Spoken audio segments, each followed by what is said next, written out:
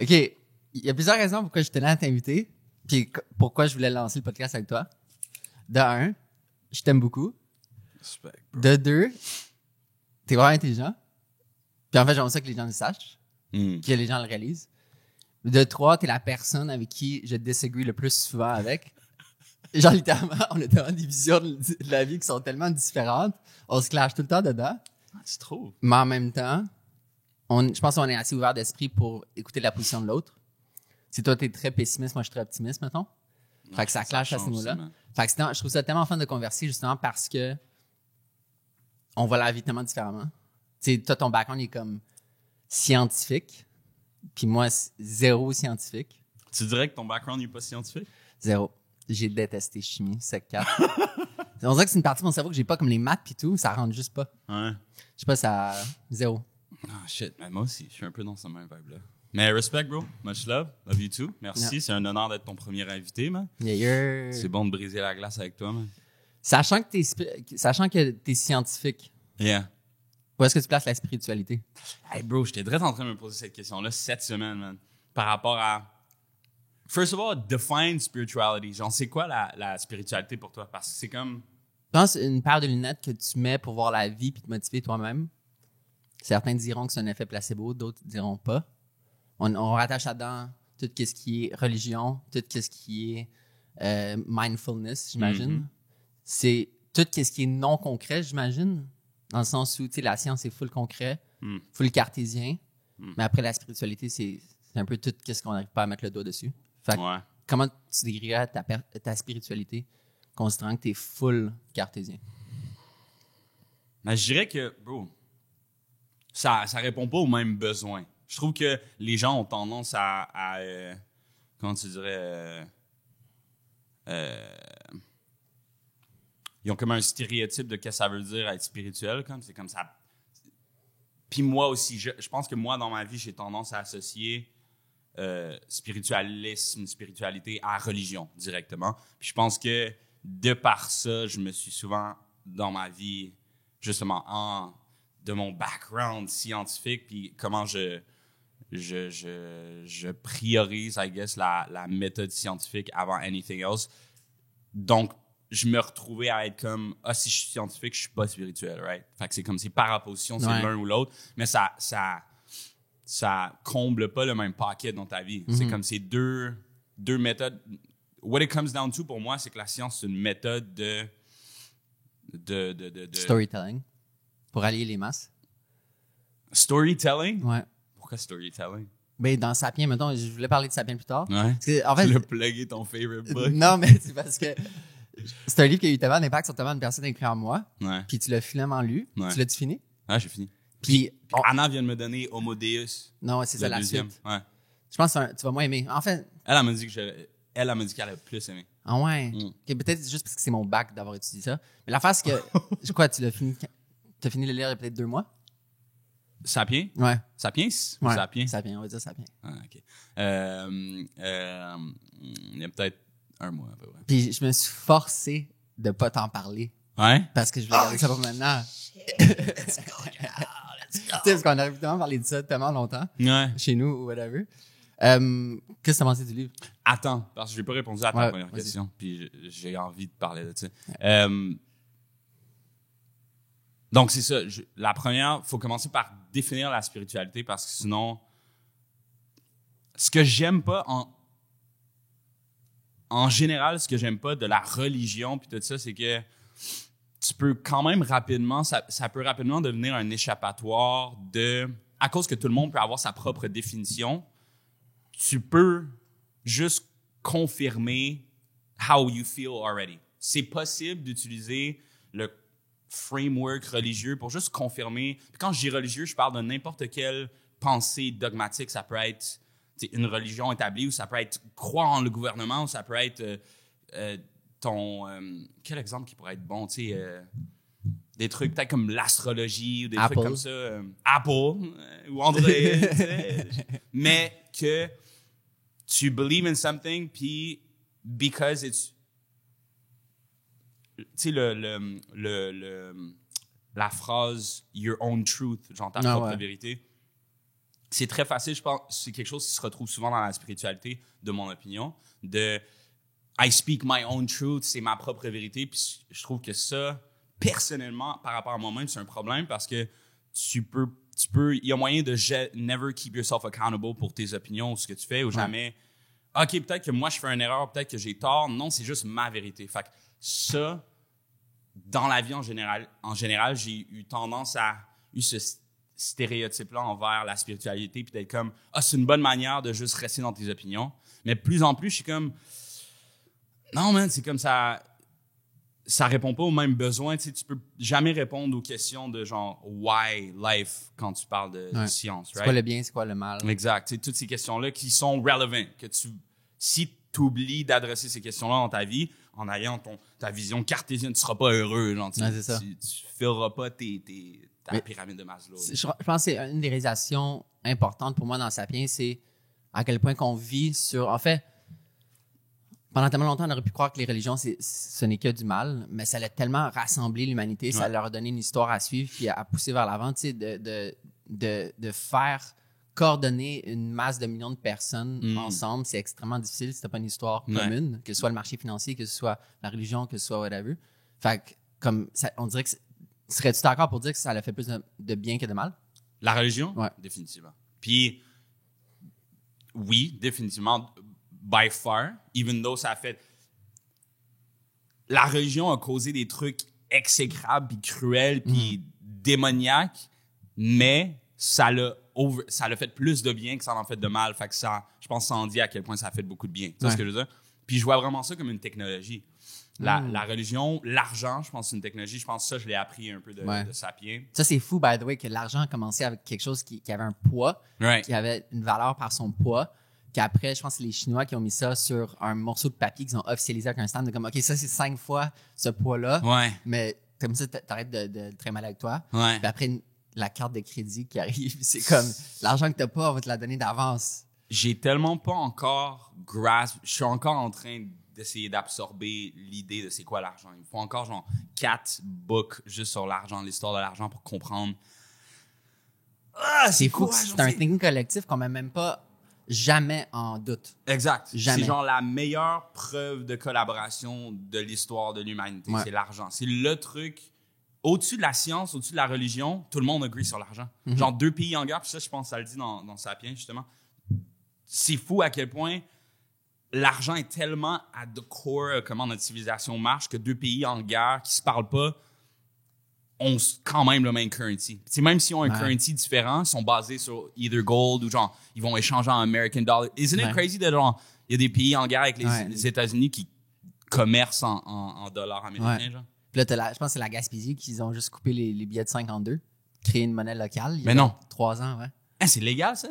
Mais je sais pas si c'était légal. Sûrement pas. En fait, ils ont deface. Souvent, c'est illégal de jeter de l'argent parce que c'est une propriété du gouvernement. Oui, ça se peut-tu? Pas dans des terrains que je sais pas. Je me suis déjà fait dire ça. Je suis comme, no way que c'est illégal de jeter du dans le champ, là. Mais c'était quoi tes plus grands apprentissages de Sapiens? En fait, est-ce que ça t'a amené quelque chose comme que... Tu sais, parce que t'es déjà full knowledgeable. Ouais. Puis évidemment, c'est rempli d'informations que tu savais pas. Ouais. Est-ce que tu trouves que ça t'a amené quelque chose d'important? Ça m'a comme... Je te dirais que, pour être honnête, ça m'a un peu confused parce qu'il y a tellement d'informations que j'ai l'impression... Il faut que je le relise 4 fois en contexte, puis après que j'aille prendre ces informations-là, puis c'est comme... OK, là, il parle de Sumer, il parle des Phoenicians, ou il parle de l'Empire romain. OK, là, je m'en vais dans une tangente où pendant 1 mois, je m'en vais m'informer sur l'Empire romain, puis je reviens, puis je fais comme, OK, c'est dans ce contexte-là historique que ça it makes sense, you know? Parce que j'ai comme des bits and pieces de how it makes sense, mais c'est comme, je sais pas qui a dit ça, mais you understand something quand tu peux l'expliquer à quelqu'un d'autre. Ouais. Puis je suis pas capable de l'expliquer à quelqu'un d'autre, donc je comprends pas encore. Puis est-ce que tu l'as lu ou tu l'as entendu? Je l'ai entendu. Ça, c'est ça. aussi ça. Fait que ça, peut-être que it goes, genre, ça c'est un des, c'est comme le Audible, ben, j'ai commencé sur Audible. C'est comme c'est un avantage et un défaut. Ça a des avantages de comme, t'as pas besoin de, c'est pas proactif, donc tu peux recevoir l'information puis juste take it in as it is, puis faire quelque chose d'autre en même temps. Mais ce que ça fait aussi, c'est si tu manques un 5 secondes parce que t'es distrait, tu manques cette information-là, tandis que dans un livre, quand t'arrêtes d'être concentré, tu retournes, right? C'est ça. Tu te relis. Mais tu vois, j'avais commencé Sapiens audio, puis je suis comme, il y a tellement d'informations. Ouais. Fait que, tu sais, chaque phrase, tu pourrais prendre le temps de réfléchir à chaque phrase, puis être comme, wow, OK, ça m'amène beaucoup d'informations. Ouais. Puis, mettons, c'est quoi les apprentissages importants qui t'ont impacté sur ta manière, je sais que ça fait juste un mois, là, mais qui t'ont impacté sur la manière que tu vois les choses? Mettons, si je parle pour moi, peut-être te rappeler certains trucs, mais on dirait que se rappeler que oui, tout est une histoire collective qu'on se raconte. Mm-hmm. C'est le fait que comme je pense qu'il parle de Renault, mettons, une marque automobile Mm-hmm. que genre est une entité légale. Mais tu sais, Renault, c'est personne, tu sais, la marque Renault. Mm-hmm. Ou juste la bataille constante. On dirait qu'à mes yeux, tout est une bataille constante en natured et nurtured. Mm-hmm. Qu'est-ce qui est biologique? C'est quoi nos comportements qui sont primitifs? Puis là, qu'est-ce qu'on a appris par la suite? Puis là, ce clash entre notre désir de vouloir manger du sucre, Ouais. mais là, le développement des fast-food chains, puis Ouais. de tout ça. Fait que c'est cette bataille constante. Alors pourquoi?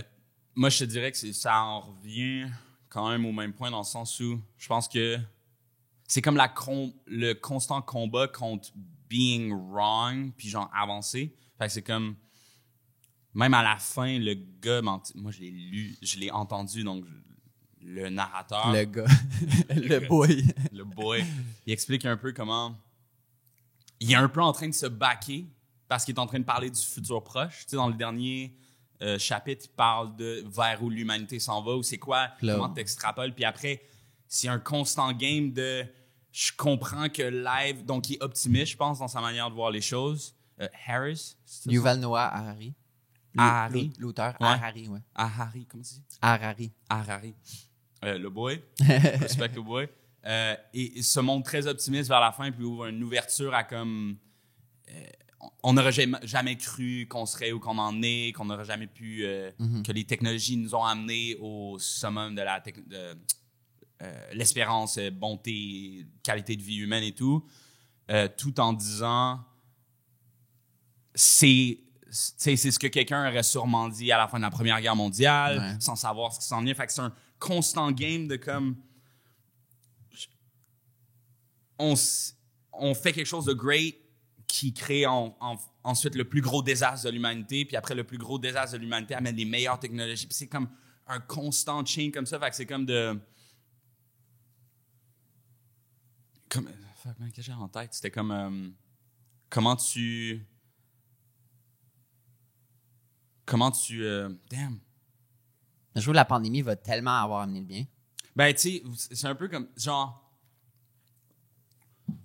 Il est optimiste dans sa manière de voir les choses parce que peu importe à quel point tu es optimiste ou pessimiste, it keeps going, genre ça continue. Fait que, je sais pas, man. Je sais pas comment ça m'a inspiré. T'as aimé ça? Oui, mais quand je suis faudrait encore relire. mêlé, bro. Je vais me retaper. Je vais me taper Homo Deus. Ouais. Je vais me retaper. Mais moi, Sapiens. c'est intéressant. Je pense que tu vas aimer l'aspect de, comme tu sais, toute la médecine, le futur de la médecine, Ouais. les données en médecine, pas les débats, les dilemmes éthiques par rapport à the datafication of medicine. Ça, c'est super intéressant. Je pense, moi, je trouvais ça redondant juste parce que c'était ça que j'étudiais, mais j'avoue que être intrigué par le futur, je pense que tu vas aimer ça. Puis après, 21 Lessons for 21st Century, ça, c'est super intéressant. C'est son troisième. Le troisième, c'est ça. Ouais. Non, moi, je suis vendu direct. Puis, OK, je pense que ça vient de me faire re-entendre mon point par rapport à... C'est comme... Non, j'ai oublié mon point. Damn, j'avais en tête, man. Mais en fait, on est rentré tout de suite dans la spiritualité puis dans le sapien, puis je vais absolument en parler, mais faut dire avant tout que notre relation est particulière dans le sens où moi, depuis, ça fait quoi, 5 ans qu'on se connaît? Shit, hein? Quand tu as été signé avec cette Genre. ciel, Steve m'a appelé, puis là, j'ai fait tes photos, puis là, on a développé une relation, puis là, depuis presque 3 ans, j'ai comme un salaire mensuel pour documenter ta vie. Yeah, man. C'est comment de se faire comme tout le temps prendre en photo? J'ai pas l'impression que je me fais toujours prendre en photo. J'ai l'impression que c'est juste une très minime partie. Même que des fois, j'ai comme... Ah, damn, c'est tellement hard de toujours get les bons moments de En capturer image, en photo. ouais. Fait que j'ai l'impression que des fois, on n'en prend pas assez, even though on fait que ça, tu sais. On s'y habitue, man. Je pense que, considérant que on a quand même établi notre relation comme professionnel du début, si ça vient d'une place où tu fais ton travail et je fais mon travail. Donc, il y a quelque chose d'un peu libérant dans sachant que c'est comme you're not being narcissistic, you're not being genre too much. Tu fais littéralement ton travail parlant de moi-même. Genre, il n'y a pas de comme, genre, c'est ma job. Genre, ça fait partie. Puis plus en plus, je pense que c'est un truc auquel je dois me rendre beaucoup plus confortable dans tous les aspects de ma vie. C'est que ma vie, c'est ma job. Genre. Ouais. C'est ce que je veux dire. Toute ma vie, c'est ça ma job. De bien manger, c'est pas juste pour bien me sentir, c'est pour ma job un peu. Genre. Ou en tout cas, il y a moyen. Ouais. Si je veux être le best à ma job, je dois être bon dans tous ces trucs-là. Puis je pense que se faire prendre en photo, être confortable avec ça, c'est juste une des multiples skills que je dois développer. T'sais. Est-ce que t'as déjà pris le moment pour comme prendre du recul puis aller voir les photos qu'on a faites il y a genre 3-5 ans, de voir comme vraiment que toute ta vie est documentée? Tu sais, je me souviens, quand la pandémie a hit un peu avant, tu sais, on était en pyjama chez vous à bord du Tim Hortons toi un matin. C'est vrai. Tu sais, juste des petits moments comme ça que on dirait que c'est hier, mais en même temps, on dirait que ça fait il y a tellement longtemps, c'était pré-pandémie aussi. Mais tu sais, t'as-tu eu le moment encore d'avoir vu dans le passé?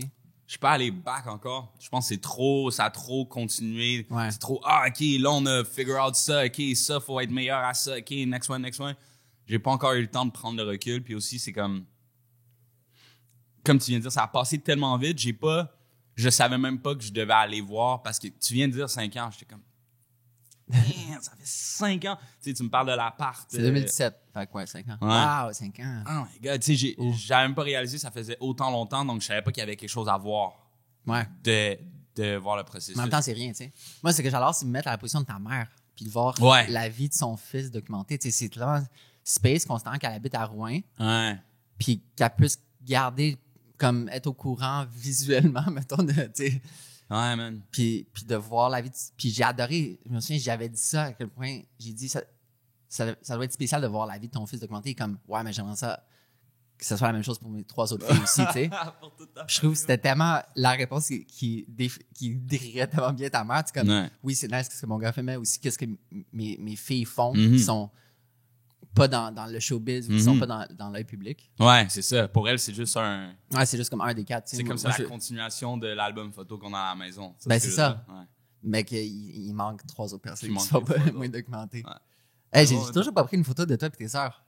C'est fou, ça. En fait, je les ai jamais rencontrés. T'as jamais rencontré? Non. T'as rencontré mes sœurs à Mural. Non. T'es pas là? Non, j'étais malade. C'est vrai. Ouais. Burn up. Mais, ouais, bro, c'est une de tes missions. Bro. Puis, mettons, tu sais, au début, comme ça nous a pris du temps, trouver le pace de qu'est-ce qu'on crée, puis comment qu'on crée, puis le style, puis tout. Puis, je pense que maintenant, on a un bon pace. Mais ce pace nouveau qu'on a, c'est par la réalisation qu'on a eue qu'on faisait trop de photos professionnelles. Tu parles avec quand on regardait mon IG. Ouais, comme au début. Ouais. Ouais. Tu sais, on faisait juste des photos avec une vraiment bonne caméra, tant comme essayer de faire la meilleure shot possible. Puis on s'est rendu compte que comme c'est trop fake, tu sais. Même si c'était vrai, tout est trop fake parce que tout est trop beau. Puis on dirait que c'est un parallèle. Depuis qu'on a observé ça ensemble, on dirait que je l'observe aussi dans d'autres médiums artistiques, tu sais, comme on retourne, tu sais, Sam, La Cour des Grands, tu sais, il filme avec une caméra à film, tu sais, c'est souvent que tes clips aujourd'hui, malgré que les meilleures caméras du monde existent, qui sont incroyables, que tu as une caméra cinématographique tellement cheap qu'on retourne à de la pellicule, puis que même en photo, tu sais, c'est cool de revenir à la pellicule, puis ce désir de s'éloigner puis de repousser la perfection. Est-ce que tu sens que dans la musique, tu as un peu ce courant idéologique de comme vouloir faire des trucs un peu plus trash, moins polis? Ah, c'est tellement une bonne question. Oui. Oui, puis définitivement de mille et une manières, parce que ça peut être de la production. Ça peut être que tu peux avoir le son. First of all, tu peux être super on tempo, right? Tu peux toujours être sur la note. C'est pas toujours bon d'être sur la note. Des fois, tu veux un peu décaler pour donner de par le beat. Donc, mettons, Soran, shout out Soran, quand il drum, il peut faire exprès de drag un peu pour donner un soul au truc. Ou même affaire avec moi, quand je rappe, tu veux pas toujours être ses ones, tu veux un peu décaler. Donc, l'imperfection. Même si maintenant, on a les moyens, avec l'ère de l'ordinateur, laptop et tout, je peux tout quantifier, tout que ça soit parfait, c'est pas ça que tu veux. Puis je pense que c'est un courant qui vient puis qui va. Tu sais, mettons, je pense au auto-tune. Tout ça me fait penser que je pense que peut-être le auto-tune, on va revenir à comme enjoy. Genre, je me rappelle du R&B des années 2000 où que genre tout le monde chantait vraiment bien sans auto-tune. Genre, je sais pas, là, peut-être dans ce temps-là, il y avait still un pitch flexor ou un voice corrector thing. Mais qui chantait vraiment tout juste bien, tu sais, Beyoncé, Usher et compagnie. Il fallait juste qu'ils nail Mariah Carey, il fallait juste qu'il nail le track, right? Puis maintenant, c'est comme le R&B puis tout ce qui est chanté dans la musique devient automatique scientifiquement sur la note parce que tout le monde a du auto-tune, right? Tout le monde, genre. Elton John, il y a du auto-tune sur le nouveau record. C'est fou, ça, pareil, hein? Puis si t'écoutes la différence entre un old Elton John record puis quelque chose qui drop hier, mettons, il vient de faire une collaboration avec Dua Lipa. Ça, c'est fou. Genre, tu vois que ça a changé sa sauce. Genre, c'est pas que... Il y a des gens qui auraient tendance à dire « Ah, il chantait mieux avant » ou « il chantait... » Non, c'est qu'il n'y avait pas le même framework avant. Puis maintenant qu'ils l'utilisent, ils sonnent comme nous. C'est ce que je veux dire. Maintenant qu'ils ont le truc... Donc, je me demande si, dans le futur proche, on va pas retourner dans un vibe où les chanteurs vont commencer à désutiliser l'autotune. Tout ça pour dire, je pense que c'est toujours un va-et-vient de comme best of technology. Après, c'était mieux avant. Après, tu reviens. Après, tu essaies de réinventer, puis après, non, c'était mieux avant, tu essaies de réinventer. Tu sais, là, le film, être un peu... tu détournes les trucs. Tu sais, oui, mais très rapidement, je pense qu'on va revenir vers c'est quoi la nouvelle sauce qui est comme meilleure encore. J'ai hâte de voir la une du Journal de Montréal demain matin. La quote. Zach Zoya a dit qu'Elton John chante comme lui. Oui. Elton John, man. C'est qui, mettons, deux artistes. Un que tout est justement à la perfection, qui est super bon parce que tout est tellement tête en termes de qualité technique musicale. Puis qui un autre que c'est juste bourré d'erreurs, mais c'est ça qui fait son charme. Ah, bonne question. Mais je peux te dire un exemple de quelqu'un qui s'est bourré d'erreurs, genre Playboi Carti. Je pense que c'est un bon exemple de quelqu'un que techniquement, il y a beaucoup de trucs qui fait pas de sens ou que c'est comme si tu brises les règles est-ce que tu es on tempo, est-ce que tu es on key, est-ce que les bruits font du sens, ça brise ces règles-là de genre la musique à la base. Mais c'est ça le vibe, c'est ça qui fait que c'est insane. Puis quelqu'un qui respecte toutes les règles, man. J'aurais tendance à dire une espèce de genre un Bruno Mars qui est comme quand même super on the thing, mais peut-être même pas, genre. Je trouve que ça fait de la musique plate si t'es toujours sur les... Genre, je peux pas penser à un bon chanteur qui brise aucune règle. Ouais. Genre, je peux pas chanter... Si t'es tout right on, c'est off. Là. Et c'est ça que j'ai réalisé au fil des années en photo, c'est... Genre, les photos qui donnent le plus de feels, c'est la photo qui a une petite erreur qui crée la magie, tu sais. Ouais. Fait que l'intention de tout le temps devoir créer une erreur, fait que, tu sais, faire la belle photo, mais après essayer...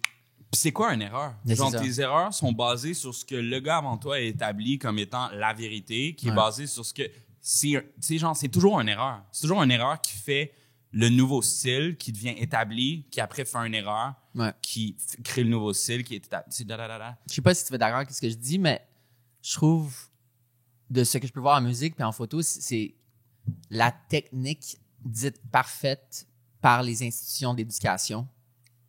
Tu sais, fait qu'en photo, on appelle ça comme la mentalité club photo. Tu sais, c'est comme, tu apprends toute la technique tellement parfaitement, mais justement, tu l'apprends tellement parfaitement que tu fais pas d'erreur ou tu n'as pas le réflexe. Fait que peut-être les institutions qui enseignent la musique, peut-être qui t'enseignent à être comme parfait. Est-ce que tu penses ça? Ben, ils t'enseignent les règles. Ouais, c'est ça. I guess it makes sense, mais c'est à cause c'est dur d'enseigner à quelqu'un comment faire de l'art. Tu sais ce que je veux dire? Tu peux enseigner la technique de la musique. Mais pas la créativité. Très super facile. Mais tu peux pas. Puis la créativité, par défaut, c'est un peu de briser les règles qui sont établies. Parce que sinon, qu'est-ce qui a été créé? C'est tout pareil. Tu sais, on les a toutes, là, les sons. On les a toutes, les Non. Non? Ils vont créer des nouveaux sons. Ils vont aller sur Mars, ils vont enregistrer le son de Mars, puis ça va être un nouveau son. You know what? Non. Parce qu'il y a comme... Ben oui, il y a du son sur Mars parce qu'ils ont une atmosphère.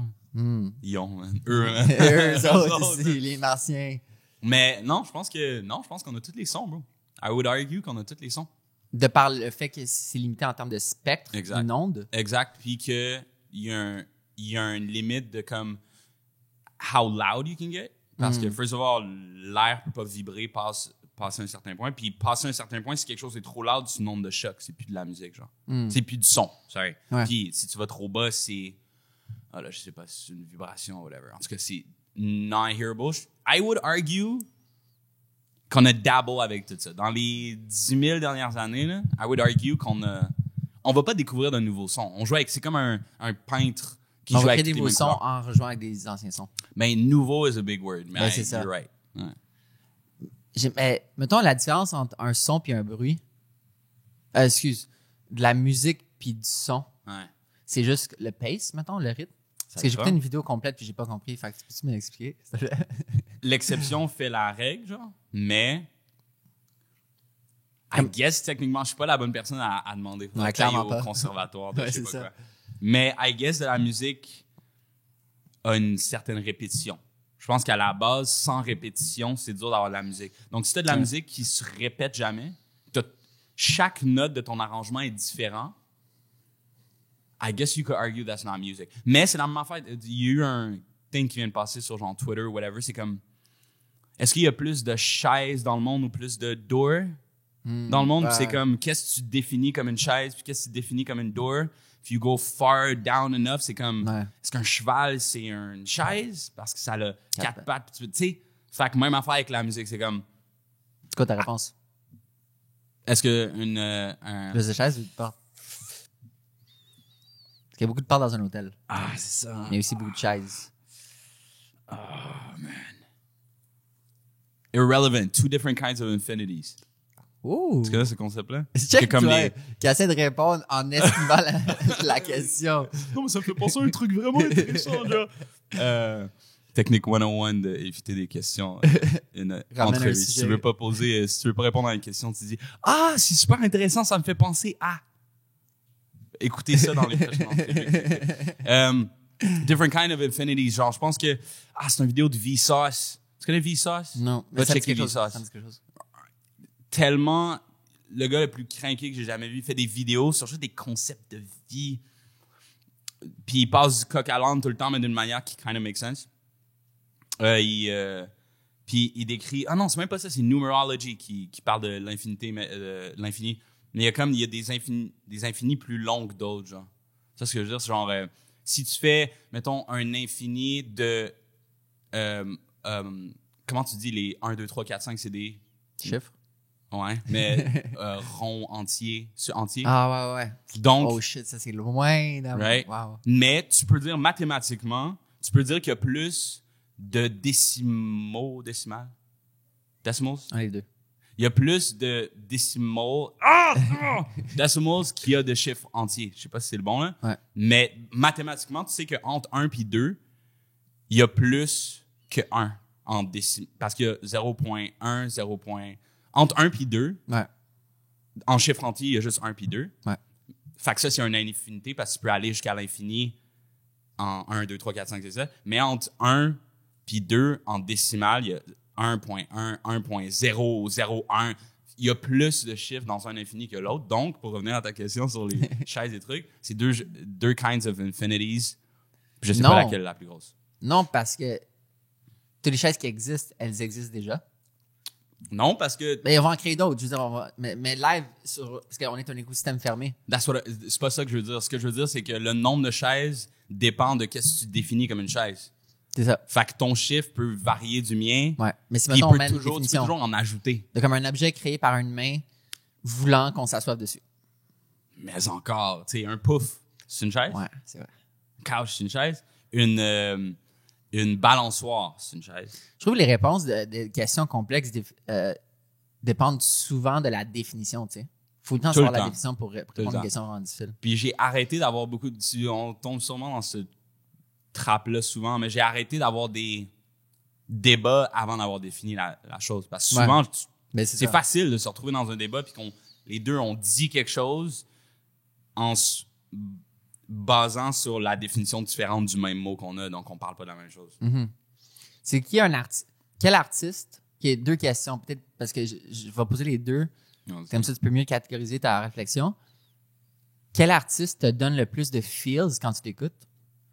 Musicalement parlant. Puis, quel artiste... Tu sais, parce que, mettons, tu décortiques beaucoup les choses dans la vie, tu décortiques beaucoup la musique pour essayer de la comprendre. Tu sais, je pense que c'est une forme d'intelligence que tu as. Mais y a-tu encore un artiste que tu comprends zéro comment il fait? Puis, parce que pour moi, un art qui m'excite beaucoup, c'est un art que je comprends pas comment ça a été fait, que ce soit une photo, que ce soit une peinture, que ce soit une immersion, genre, whatever. Fait que est-ce qu'il y a encore un artiste aujourd'hui que tu comprends zéro comment il fait, puis c'est ça que tu trouves trippant? Fait que première question, quel artiste que, dès que l'album embarque, mettons, t'es comme, Je te dirais que non. Non, ça m'arrive plus. Puis c'est un peu un truc qui me déçoit d'être dans la musique. C'est que ça démystifie, désillusionne toute la musique. Ouais. Toute la musique, il n'y a rien. Tu sais, il y a des trucs jazz, whatever, que je suis comme, j'aurais jamais été capable de faire ça ou j'aurais pas pensé à ça. Mais as soon as I heard it, I understood. Tu sais, je n'ai pas la prétention. Ouais. J'ai pas la prétention de dire que I understand everything musically, mais c'est comme I kind of do. Genre, je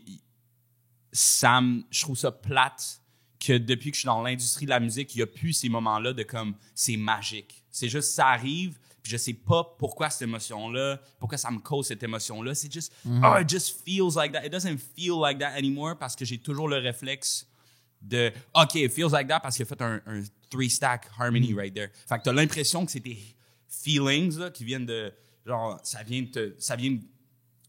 on a tendance à oublier que, genre, ça a un effet sur nous. Fait que des fois, c'est subconscient de comme, t'entends une harmonie, puis là, il a stack 3 fois la voix, puis ça te fait sentir de quoi? T'as l'impression que t'as juste senti quelque chose. T'as pas senti quelque chose, t'as entendu l'harmonie, puis l'harmonie a causé quelque chose en toi. Fait que je désillusionne toujours. Là. Mis à part comme la chanson telle quelle, est-ce que des fois tu dis comme, t'as entendu du Vivaldi ou du Beethoven, c'est comme, wow, c'est fou qu'ils ont créé ça. Ben, évidemment, je pense que tu dis que c'est fou qu'ils ont créé ça. C'était la nostalgie un peu de... Je sais pas. Répète ça. Moi, mettons, chaque fois que Blonde par Frank Ocean commence, ça vient me chercher en désespoir. OK, ben you know what? Oui, je ressens encore ces trucs-là en nostalgie.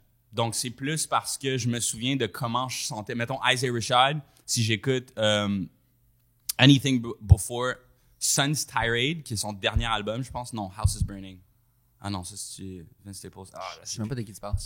Isaiah Rashad, mon boy, un des rappeurs qui m'a fait commencer à chanter, il est signé qui m'a donné envie d'être un rappeur, en fait. Il est signé à TDE, Top Dog Entertainment, avec Kendrick Lamar et tout.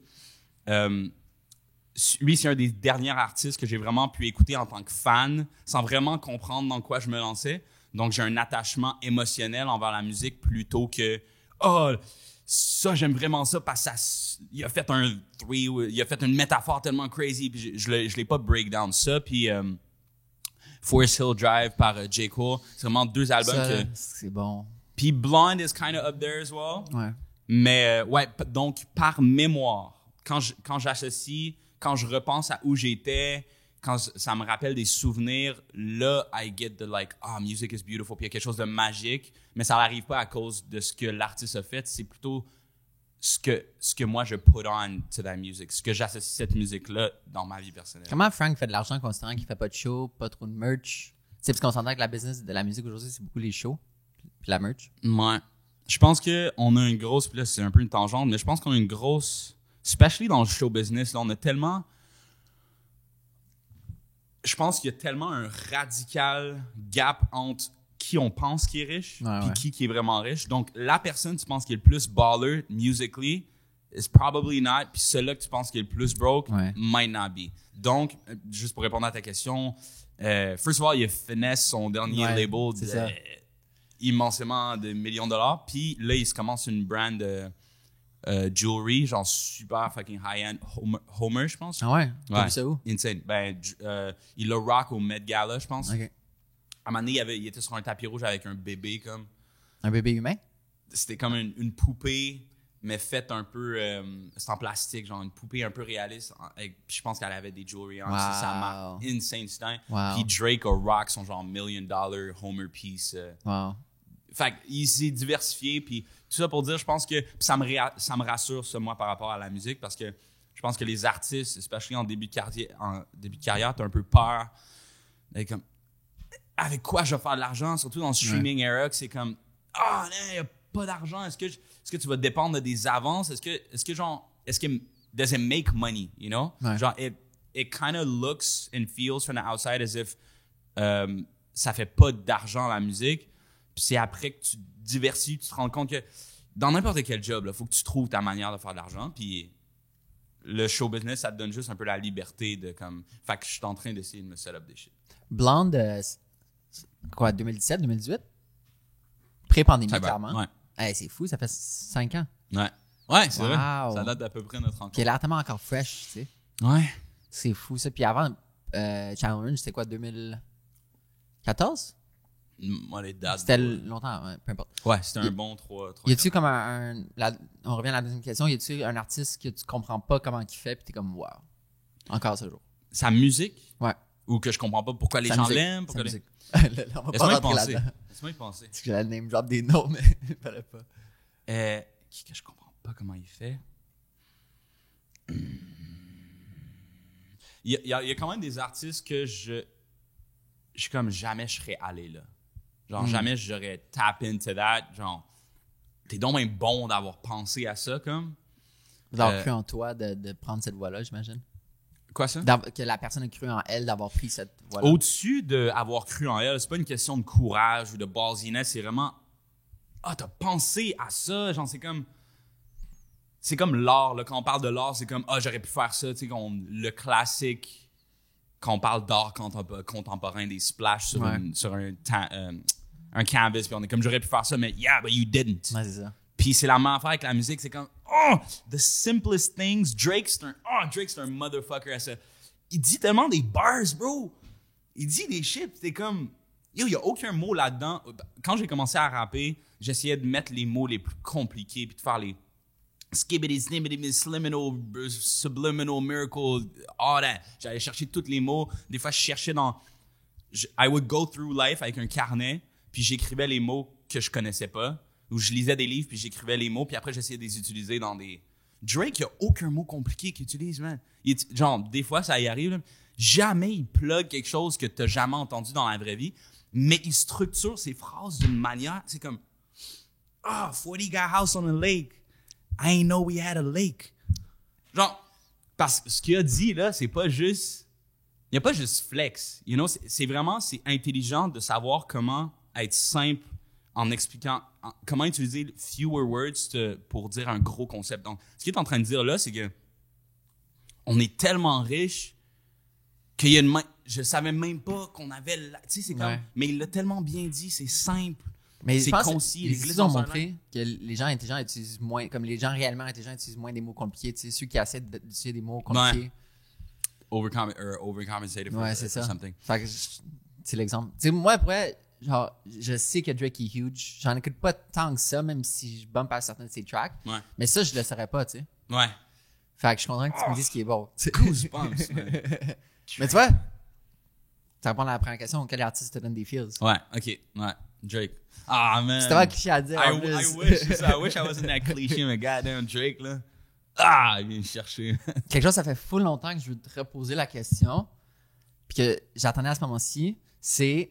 Au début, quand on chillait, chaque fois que quelqu'un disait que t'étais un rappeur, tu disais non, je suis un chanteur. Puis là, on dirait qu'au fil du temps, tu tiens moins à la classification qu'on te donne. Comment tu sens par rapport à ça aujourd'hui? Je pense que de plus en plus, j'ai let go de comme essayer de dire aux gens how to feel about something à travers ma musique puis à travers qui moi je suis. Parce que la manière que je le résume, c'est il y a plus de gens qui ont une opinion sur toi que tu peux avoir d'opinion sur toi-même.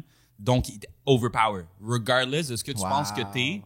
C'est fou, ça. Mais au-dessus de ça, au-dessus de il te overpower, t'as peut-être pas raison à propos de toi-même. Donc, si tu te définis as something, si tu te vois as something, ben, mathématiquement, il y a plus de gens qui te voient in a different way que comment toi tu te vois. For sure. For sure. Puis ça, c'est à travers la musique aussi. Un truc que j'ai arrêté de faire, c'est arrêter d'expliquer littérairement, literally, mes lyrics, parce que personne ne les comprend comme je l'ai dit. Ouais. Même si je le dis littéralement, Drake est bon à ça, de faire comprendre exactement ce qu'il voulait dire. Je suis pas that good, puis ça diminue un peu l'art de essayer de tout expliquer les shit. Donc, au début, j'étais comme, la chanson, là, j'ai écrit toutes mes bars, ils veulent tout, c'est une histoire au complet. Puis après, il y a quelqu'un qui a misunderstand totally les mots que j'ai dit au début, puis ça lui a pris un autre meaning dans sa tête. Puis c'est quasiment mieux comme ça, c'est quasiment... Il y a plus de gens qui vont misunderstand puis trouver leur own définition que tu peux les forcer à douce. Ouais. So, fact, given that, genre, au début, j'aurais été comme, non, je voulais un peu me valider que j'étais correct d'être un rappeur, comme c'est comme ça me officialisait d'être un rappeur ou de pas être un rappeur, donc par opposition. Mais là, it doesn't matter. It doesn't matter parce que...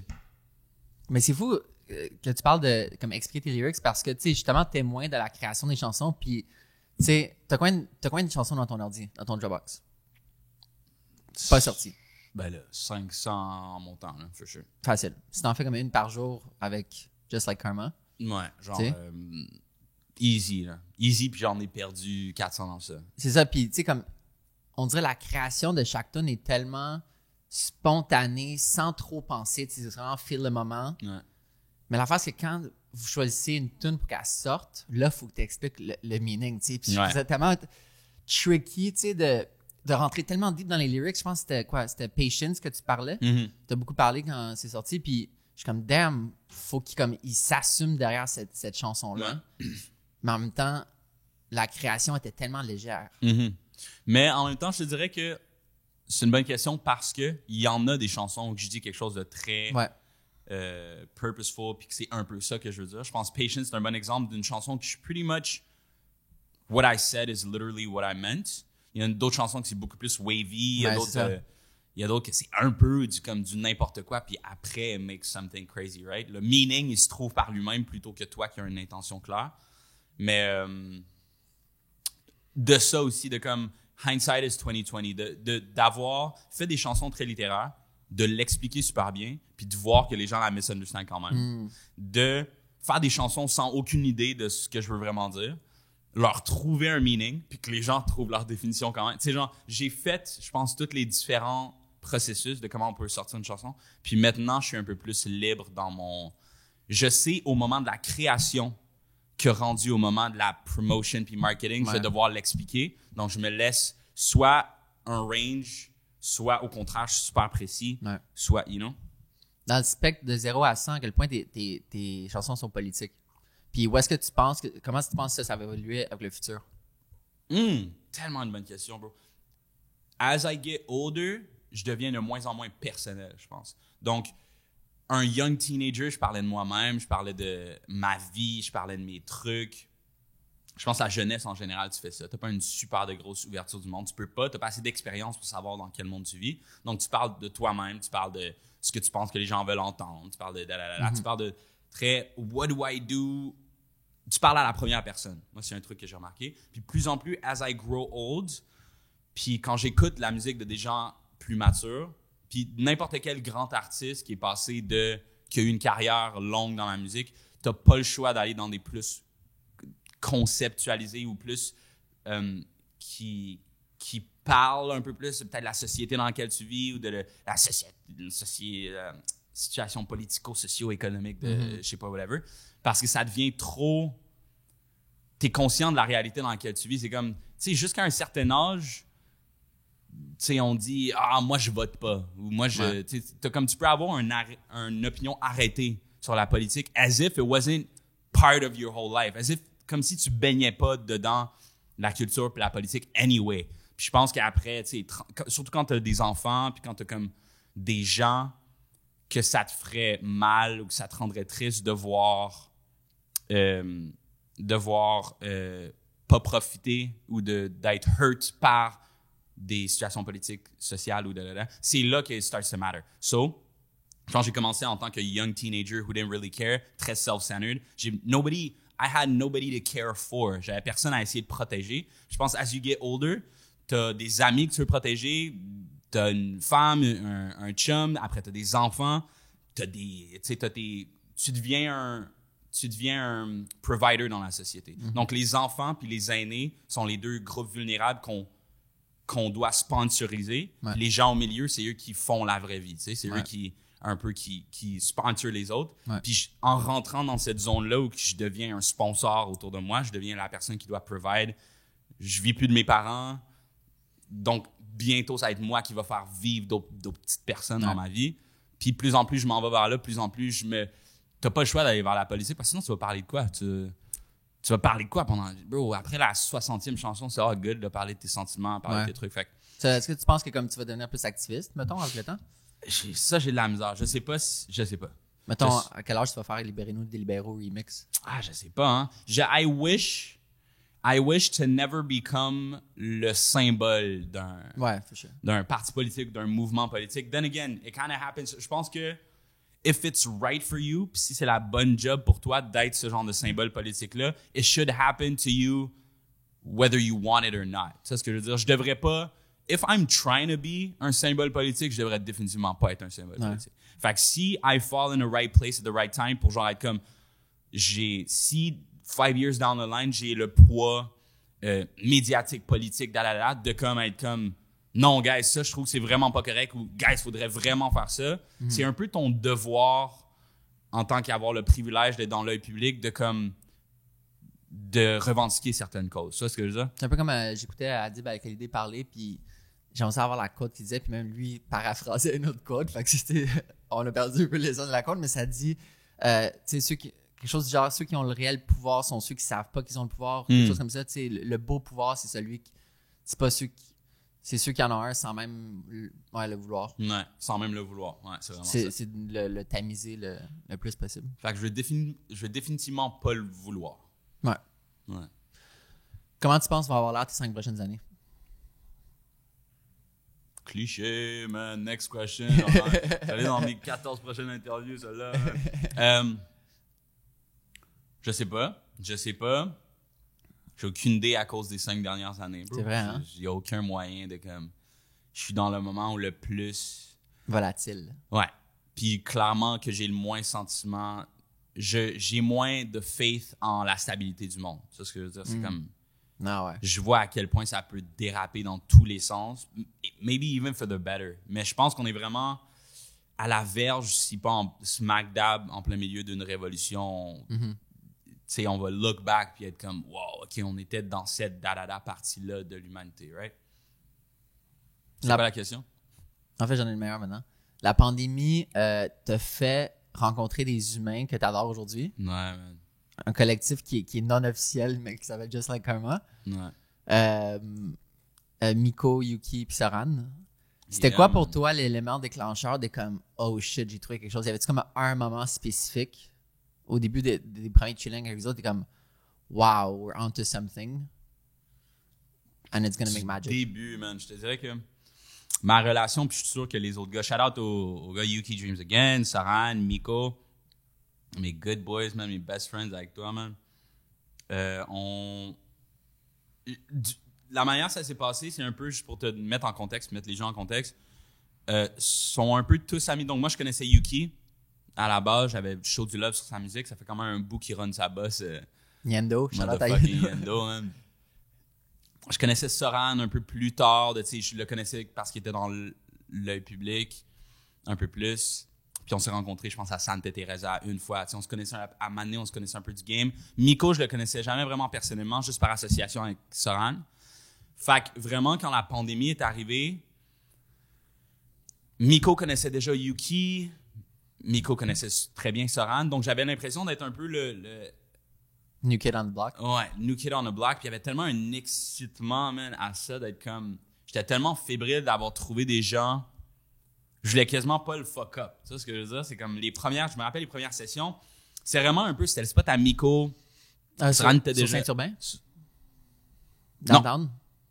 Blurry, non? Ouais, OK, ouais, Blurry. Ouais, Blurry. Ouais, okay. Insane. Tellement magnifique. C'était tellement un blessing, cette place-là. Donc... Comme la mini-pièce, là? Mini-pièce, là.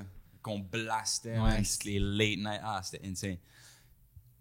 J'avais vraiment l'impression que c'était comme... Je rentrais dans un groupe qui était déjà un peu préétabli. Pas qui était un groupe de musique, juste un groupe d'amis. Mm-hmm. J'étais un peu la personne qui connaissait peut-être chacun séparé sans vraiment être dans le groupe. Donc, c'était comme un peu un... I was walking on eggshells. Not really, parce que I was just having fun puis c'était juste connecté. Mais it just felt so right puis tellement au bon moment. Puis c'est tellement rare de trouver des gens qui sont autant driven que toi, pas dans la même affaire totalement. Tu sais, c'est tous des musiciens, mais sont autant driven. C'est fou de converger à une place quand, tu sais, j'ai passé les 10 dernières années de ma vie à être comme, non, faut que je sois pointilleux, faut que je sois right on avec tout ce que je fais parce que je veux vraiment faire de la music shit. Puis de rencontrer 3 autres personnes qui ont fait la même affaire. And you kind of end up in the same place. C'est tellement un blessing. Puis je me rappelle être comme, wow, man, je peux pas fumble cette bague de créativité-là. Puis de comme, wow, comment est-ce que je fais pour genre pas être too much, mais je veux vraiment fuck avec ces gars-là. Genre, ça va être nice, on va faire de la musique. C'est déjà, tu sais, genre, It just felt right. Puis avec la pandémie, c'était comme... Je sais pas comment j'aurais survécu, tu sais, knock on wood, on all good, là, mais... Le pessimiste en toi, vas-y. Ils sont vraiment arrivés au parfait moment pour être comme...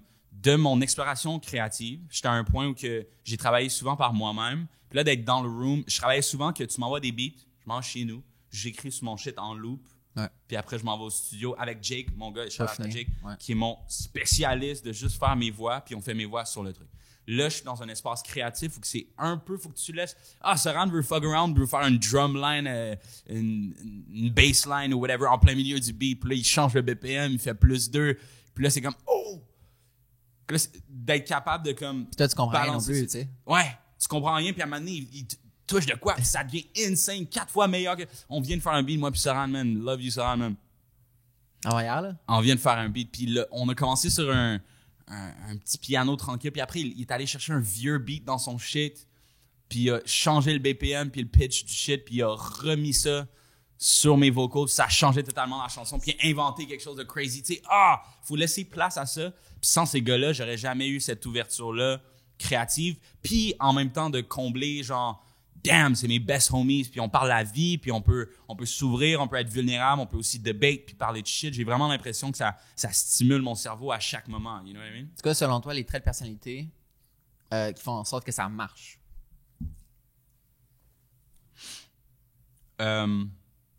Un but commun. Je pense que de n'importe quoi, si tu sais que si tous les membres d'un groupe, de n'importe quel groupe d'amis ou whatever, ont la même priorité, puis vont dans la même direction, ils savent quand arrêter de s'ostiner, savoir quand arrêter de faire un fight, c'est quand ne pas take something personal ou parce qu'on sait c'est quoi le but commun. Donc, je pense que c'est un gros truc qui nous rassemble tous. On a tous vraiment des personnalités vraiment différentes, on a des idéologies très différentes, on est super pas d'accord sur tout plein de trucs, mais on se revient toujours parce qu'on est comme it's not that deep, on est tous ensemble à la base parce qu'on adore faire la musique, on comprend tous qu'on adore faire la musique, puis on sait tous qu'on est dope. Let's get it. Regardless de c'est quoi qui se passe après, ça marche. Puis à part de ça, je pense que dans any friendship, c'est vraiment ça. Faut que tu sois sur la même page, faut que tu ailles dans la même direction. Je pense que l'ouverture d'esprit, je pense que c'est vraiment important aussi, ouais. la gang, tu sais. Parce que vous avez toutes des manières d'être tellement différentes, tu sais. Vous êtes tous des artistes. On dirait que t'es le moins artiste dans ceux-là, tu sais. Ouais. Comme Miko, je l'ai décrit souvent comme la personne la plus artiste que je connais, puis Ouais. parallèle avec Yuki. Tu sais, c'est comme, Ouais. tu comprends jamais pourquoi ils font ce qu'ils font, mais ils font des trucs, puis c'est dope, puis c'est comme Je suis tellement d'accord. respecter leur confiance en eux, Mhm. puis leur manière de voir les choses, puis leur base de justement pousser, d'être ambitieux, puis de sortir des lignes battues, puis tout. Puis je pense que l'ouverture, justement, malgré les différences, tu sais, juste les débats, tu sais, vous avez agree que vos visions de l'industrie musicale est différente, tu sais. Puis le fait que vous avez comme agree to disagree. Mais si on agree to disagree, puis ce qui est encore plus beau, c'est qu'on continue de ce challenge là-dessus sans même le savoir. Tu sais, on peut être comme, on reach un point. On va reach un point où on est comme d'accord, en désaccord fondamentalement. Puis après, 2 jours plus tard, tu reviens sur la conversation un peu, puis c'est comme, eux se sont rapprochés un peu de moi, puis moi, je me suis un peu rapproché d'eux. T'as un peu... Des fois, c'est fou à quel point... Ça, c'est une tangente, mais dans la musique, un truc qui est un de mes plus gros défis en ce moment, c'est essayer de discard ou savoir comment garder l'opinion des gens à l'extérieur de mon cerveau pour pas laisser bias mon art form, pour pas que ça détruise la manière dont je crée. Puis un truc que j'ai observé, c'est que dès que quelqu'un dit un mot, t'as même pas besoin de parler ou de vraiment dire un mot pour changer l'opinion de quelqu'un. Dès que t'as vu le truc, dès que t'as entendu, donc si je te montre une musique, le simple fait que tu réagisserais pas à une place où que moi je sais que j'ai fait le truc le plus dope, tu croirais même pas, j'ai fait une métaphore, une analogie de 3e degré avec un fou stack de voix, genre j'ai fait quelque chose de crazy. Tu l'as pas catch, ça a déjà bias mon truc, c'est ce que je veux dire. Fait que c'est fou de voir à quel point tout est un peu comme ça, même si tu as une conversation avec quelqu'un puis la personne dit non, je suis pas d'accord, t'as peut-être déjà, genre faut jamais sous-estimer à quel point tes mots ont un impact sur les autres d'une bonne manière ou d'une mauvaise. Ou les non-mots. Ou les non-mots. Ouais. Faut jamais, justement, de pas parler ou de parler d'une manière bonne et mauvaise, dans le sens où faut jamais que tu sous-estimes à quel point ça peut hurt quelqu'un. Faut jamais que tu sous-estimes à quel point juste de voice ton opinion, mold, genre, faut pas perdre confiance que même si t'es dans un debate avec quelqu'un qui est comme stick sur son let's agree to not disagree, c'est pas vrai. Ton cerveau marche pas comme ça. Il a absorbé l'information que je t'ai dit, puis tu mijotes dessus, bro. Tu mijotes dessus, puis même si tu m'as dit que t'es pas d'accord, t'as peut-être dit je suis pas d'accord, mais là, il y a un point de comme, il y a un de mes boys qui dit le contraire. Fait que ça, ton barème de comme à quel point je pense que j'ai raison, il est toujours, on est une espèce très sociale. Tu peux pas juste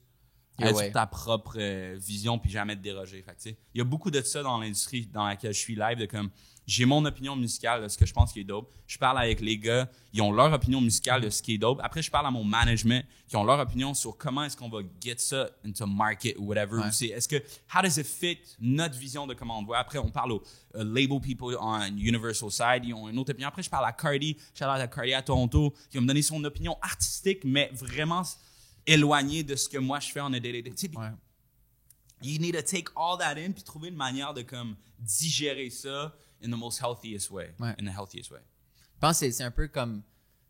Qui disait ça? Quelque chose que... Mettons, j'en parlais hier avec Mathieu, justement, de Steve Jolin, président de Système Ciel. Puis je trouve, tu sais, il est tellement business, mais on dirait qu'il suit tout le temps ses valeurs, tu sais. Fait que son chemin, c'est ses valeurs. Puis après, il avance. Puis c'est un peu Barack Obama. Je voulais lire sa biographie pour savoir comment il prend des décisions. C'est difficile. Puis comme check, tu prends toute l'information que tu as à ta disposition. Puis tu checkes ça avec tes valeurs. Puis là, c'est tes valeurs qui vont te guider à ça, tu sais. Je trouve ça fou. Tu sais, vous demandez beaucoup mon opinion quand, mettons, après des shows, t'es comme, Ali, c'était comment? Puis à chaque fois, je dis tout le temps la même chose. En plus, ça fait genre 2 ans, je dis la même chose. C'est, mais je m'y connais pas, fait que je vais pas répondre, tu sais. Puis même en studio, tu sais, j'imagine que je suis plus expressif si je vais commencer à danser seul, si je le feel ou si je le feel pas. Mais tu sais, c'est fou, genre, après ta fête la semaine dernière, la séance en soirée qu'on était toutes vraiment scrap, tu sais, juste hangover et tout. Puis, tu sais, j'écoutais la tune qui était en train de se créer, puis j'ai juste décidé de pas prendre de photos, puis comme il y a tellement d'émotions qui sont sorties en moi, comme j'ai failli pleurer, legit, tu sais, on the spot. Je pense que c'est une réalisation, comme d'habitude, de comme, wow, je suis en train de witness l'histoire en train de se faire, mélangée avec la tune qui était dope. Tu sais, c'est celle que j'ai dit, c'est l'affaire la plus proche de Drake que t'as faite. C'est juste comme des bars après des bars. My manager got pissed last night and my ex vomited. Oh my god, j'ai quasiment oublié ce track-là. Tu sais, ça m'a tellement trigger d'émotion, puis de moi étant naïf musicalement, techniquement parlant, tu sais, je suis comme un public cible. C'est comme, comment t'appelles ça, tu sais, quand ils amènent des gens dans une pièce de cinéma, test group. Un test group. Un test group. Exact. Genre, je suis littéralement un test group en live, tu sais, qui est juste là, qui est en train de pleurer sur le sofa, qui est en train de danser tout seul. Mais legit, puis c'est pour ça que c'est aussi important, c'est pour ça que je te repose toujours la question, même si tu me dis j'y connais pas, parce que ton opinion matters as much as somebody qui est le plus calé, man, qui reste son cours, qui a fait de la musique classique pendant 20 ans. Son opinion matters as much as yours. C'est ça ce que je veux dire? Surtout que la majorité des gens vont plus être comme toi que comme le gars. Fait que tu sais, si tu titilles les senses de quelqu'un qui est super formé en musique, mais que tu titilles les senses d'une personne d'autre, c'est ça. Peut-être pas dans le right respecté par l'industrie, mais pas par Milena Babin. Tu sais, un peu comme... Shout out Milena. Ouais, shout out Milena. Mais en fait, c'est sûr qu'elle nous écoute. C'est sûr qu'elle va écouter ça. Salut Milena. Love you, Milena. C'est ça, j'allais dire, est-ce qu'on peut en parler, mais clairement, ça va sortir par le temps que ça sort. Smoke and Dance. Ouais. Je trouve le parfait exemple. Tu sais, première fois que tu m'as fait écouter Smoke and Dance, j'ai dansé, genre, je criais de joie tellement que c'était uplifting, c'était tellement fun. Puis t'es comme, mais non, je suis pas sûr, non. Puis là, tu l'as joué en show, puis là, t'es comme, yo, c'est fou. Puis je pense même Steve était comme, wow, shit. Tu sais, les gens dans le field, tu peux pas, peu importe la technique, peu importe la simplicité de cette tune-là, exact. Tu peux pas. On s'en fout, tu sais. C'est ça. Puis le processus a été très semblable au résultat, dans le sens où on a juste eu un good time. Je me rappelle de cette session-là, c'était vraiment juste... I was jumping around. C'était où, hein? J'étais pas là? L'hiver, oui, t'étais là. Je pense que c'est parti juste avant qu'on la finisse, ou en tout cas, t'étais dans les parages. Pendant le couvre-feu? Comme pendant le temps du couvre-feu? Ouais. Au l'hiver, man. Charlotte à Geoffroy, man. Ouais, yo. Il a passé son spot, man, un petit bout pendant... On a tellement hit de spot pendant... Yo, bro, j'ai vécu 40 vies dans cette pandémie. Ouais. À vous, hein? Genre Wakefield, le Livard, le premier spot à Miko, la maison à Saran puis Miko. Oh my God, man. Oh my God. Puis là, on va aller en Gaspésie. Oh my God, on s'en va en Gaspésie, man. Je suis tellement down, bro. Et imagine, genre, Man, j'ai tellement hâte de voir, tu sais, En fait, c'est un peu rattaché à une prochaine question. Je vais dire la question, mais après, je vais dire quelque chose. Comment Montréal va se placer dans ta carrière, tu sais, parce que je me souviens au début, tu disais que tu voulais juste aller à LA, fuck Montréal, fuck le Québec. Pas une haine envers ici, mais là, tu aurais dit que qu'est-ce qui nous rend spécial, qu'est-ce qui nous rend différent, qu'est-ce qui va nous ajouter notre sauce, notre fraîcheur par rapport à toute l'industrie musicale mondiale, c'est justement qu'on vient d'ici. Fait que où est-ce que tu vas placer Montréal dans ta carrière, sachant qu'il faut que tu ailles constamment à New York puis à LA pour exporter ta musique. Mais genre, juste le fait d'avoir pensé à Gaspésie puis un writing camp en Gaspésie, tu sais, l'inspiration de la forêt boréale, tu sais, d'un writing camp sur la musique, ça va tellement être insane, mais comme mixé avec l'aspect urbain, l'aspect, tu sais, genre, amener la forêt boréale à Los Angeles. Yo, ton prochain album, tu l'appeler comme ça. T'inquiète, j'ai déjà décidé, il faut juste que je le structure bien, mais t'inquiète, c'est de ça. Mijote dans le back of my mind, c'est déjà. Fait que ouais, où est-ce que tu places Montréal, où est-ce que tu penses, ça va être quoi le rôle de Montréal dans ta carrière? Ça va être my city, là, clairement. Ça va être, you know, le New York de Jay-Z ou Compton pour Kendrick. C'est vraiment pas que je veux pas me comparer à ça. Mais clairement, eux autres ont full voyagé. Tu sais, Drake avec Lil Wayne sur la tournée, il était jamais à Toronto, puis après il est revenu à Toronto comme This is my city.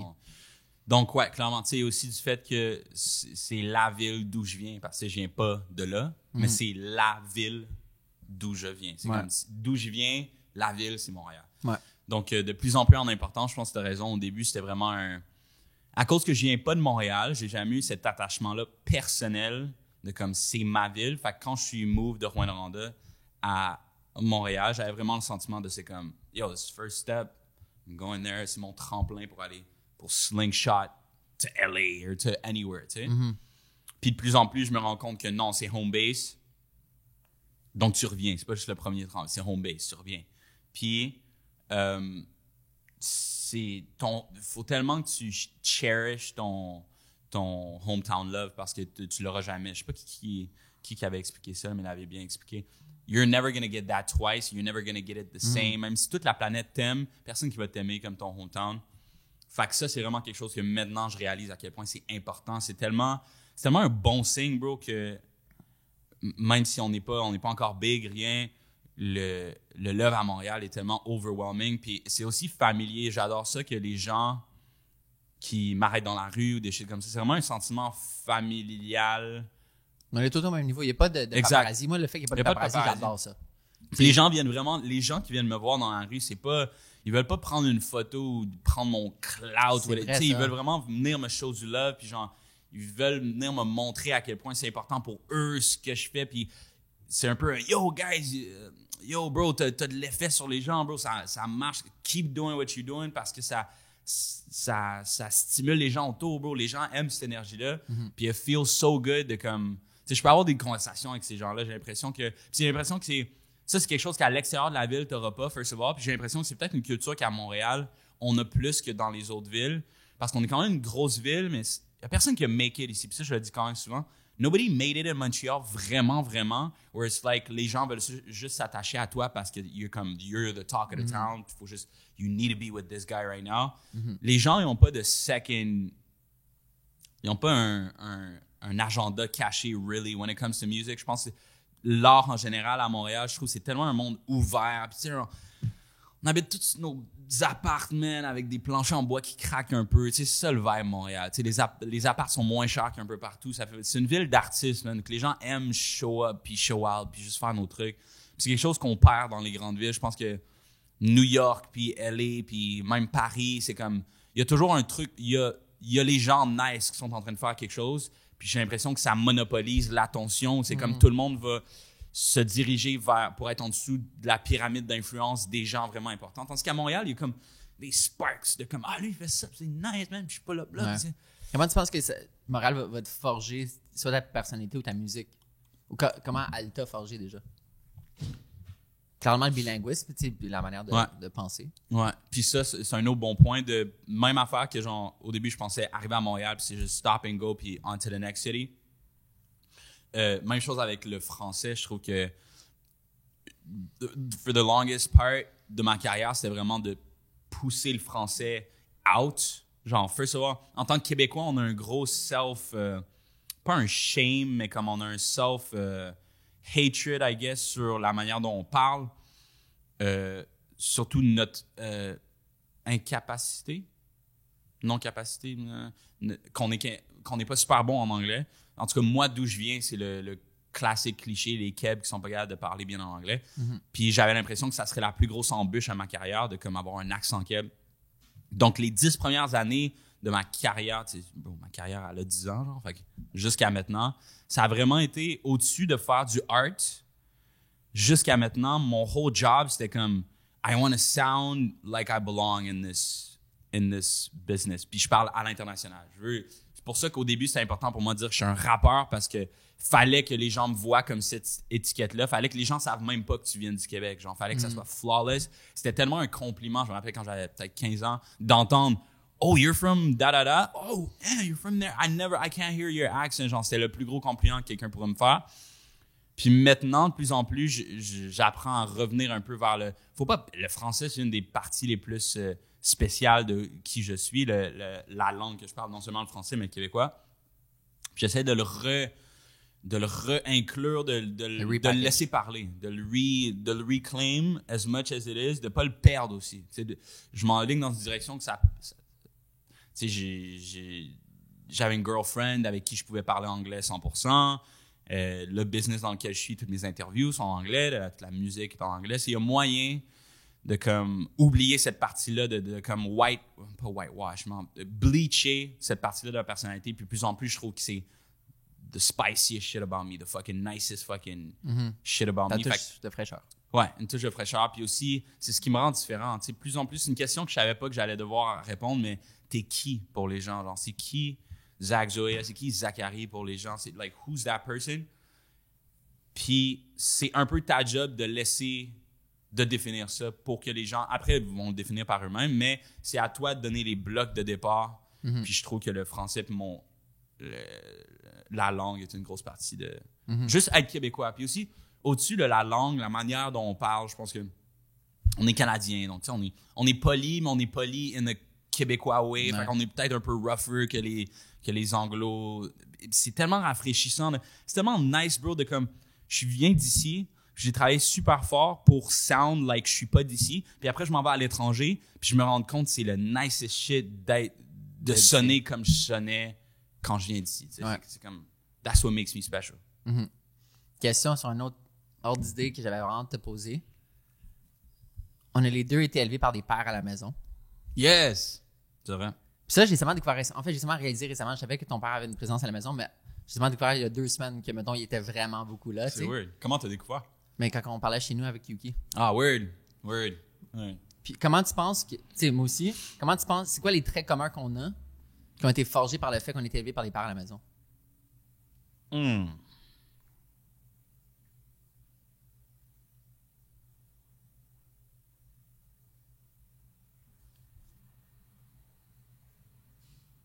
Je sais pas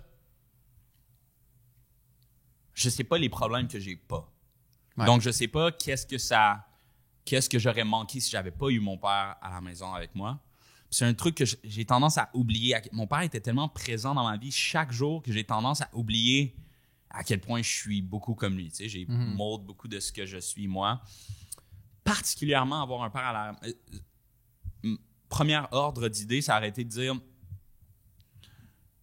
notre définition de genre le rôle d'un homme dans une structure familiale puis dans la société.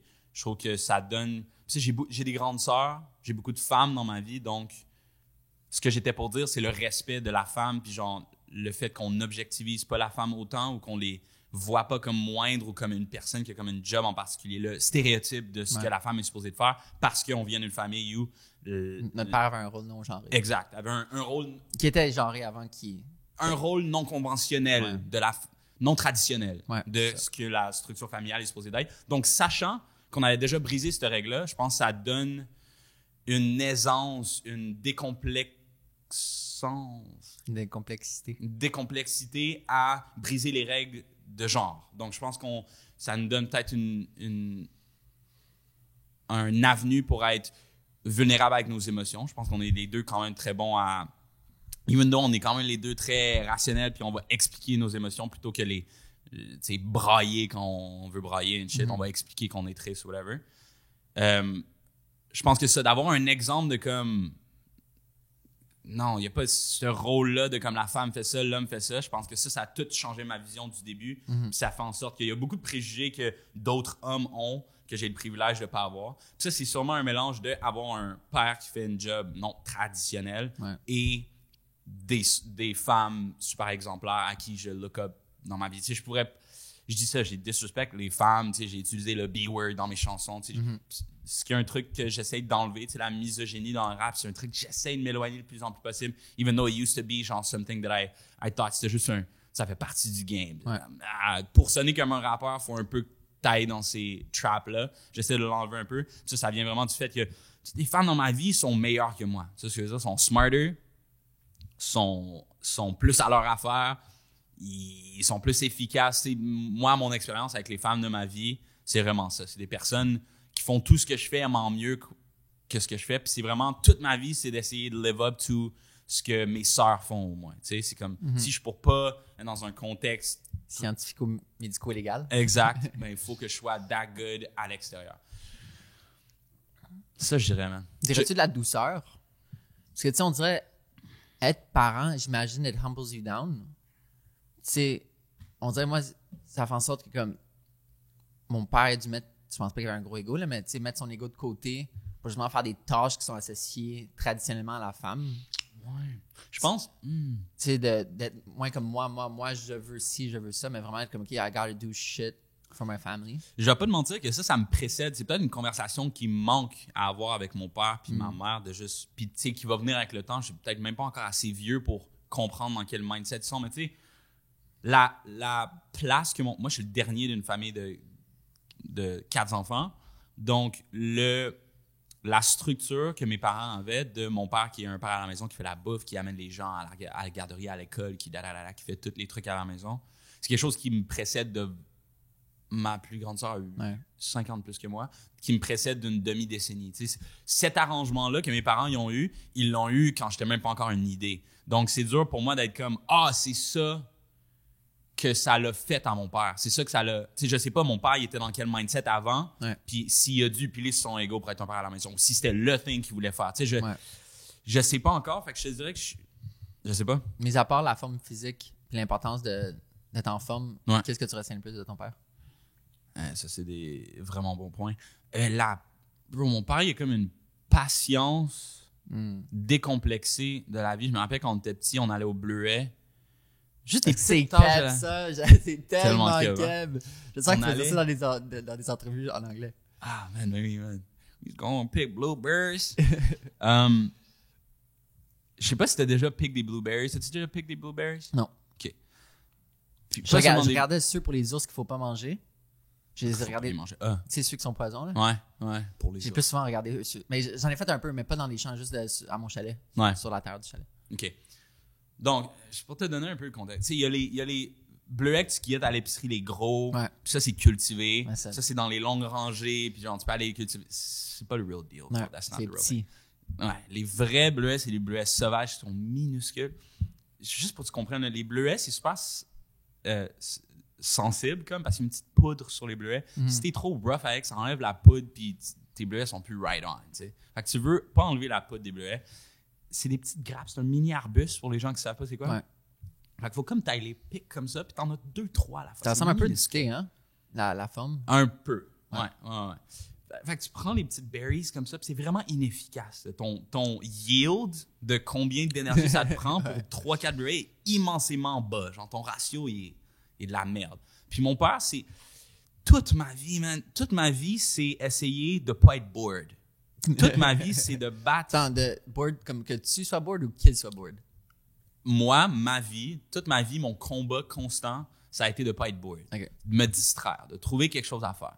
Majoritairement de ce que je cherchais de la musique, parce que j'avais pas de télé, j'avais pas d'ordi. Fait que le seul truc que je pouvais occuper mon temps avec quand j'avais lu tous les livres dans le fucking truc, c'était d'écouter de la musique. La musique, c'est un thing qui stays good. je peux réécouter la même musique puis les punchs sont still good for a reason, je sais pas encore. Tout ça pour dire, toute ma vie, c'est un combat de comme je peux pas rien faire live. Je trouve de quoi même voyager, même sortir de Rouen, c'est toujours je peux pas rester à Rouen, c'est très boring. Puis mon père, c'est la personne avec la paix d'esprit la plus grande. Yo, on allait avec mon père, bro. On faisait 45 minutes de vélo, même des fois de marche. Loin, man, passer dans le chemin de gravel, on est allé au bout. Après, tu laisses ton bike là, puis tu peux pas le barrer. Fait que tu le laisses sur le bord de la route. T'as un peu faith qu'il y a personne qui va aller 45 minutes dans les bois voler ton bike, which was the case à Rwanda, God bless. Puis après, on s'en va dans les bois pour 4 heures, sans musique, sans rien. Mon père, il a son casseau, puis il fait juste prendre des bleuets. Un à la fois. C'est méditatif. J'imagine. Puis j'y allais avec lui parce qu'il me forçait, genre, j'avais pas le choix. Pendant 4 heures, on piquait des bleuets, puis il était at peace. Genre, j'ai jamais... To this day, I strive to be that content, c'est le mot? Ouais. Genre, at peace, at ease, avec le moment présent, de juste... C'est ça que je suis en train de faire en ce moment.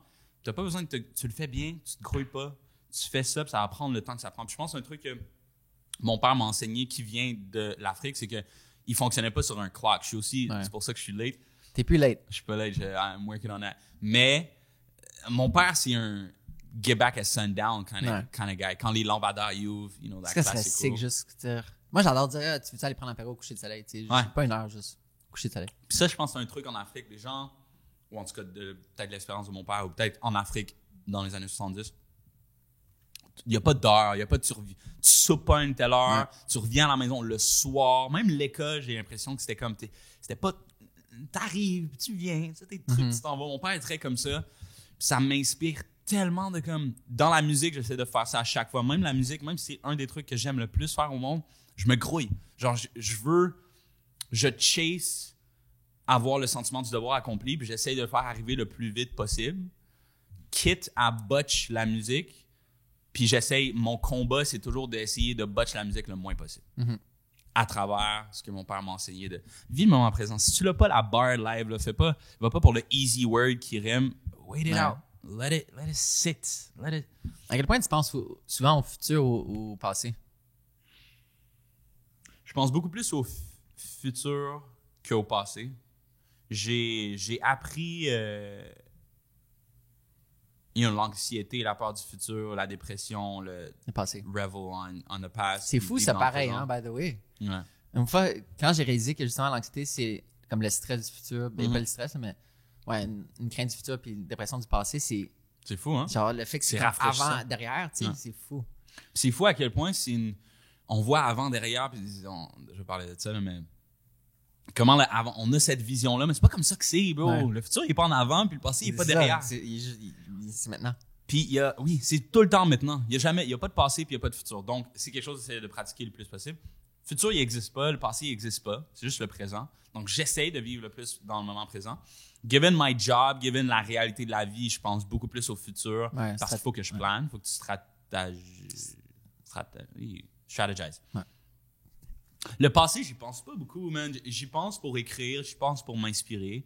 Mais je pense que c'est une des manières pourquoi je suis historically, jamais j'ai eu de dépression, jamais je considérais que j'ai vraiment eu un moment vraiment dark dans ma vie, parce que je pense que je suis très bon à justement regarder mes émotions en face puis être comme take that in, c'est comme ça tu te sens, sois vulnérable avec toi-même. Right now you feel shame, right now you feel sadness, right now t'es jaloux, right now tu sais, il faut vraiment go at the core de pourquoi il y a comme ça te dérange ce qui se passe, pourquoi ça te dérange. Puis essayer de trouver la raison, puis de l'excuser un peu, puis d'avoir le train of thought, puis de pas le pousser, de pas essayer de pas penser à quelque chose qui te fait de la peine, qui te fait pas du bien.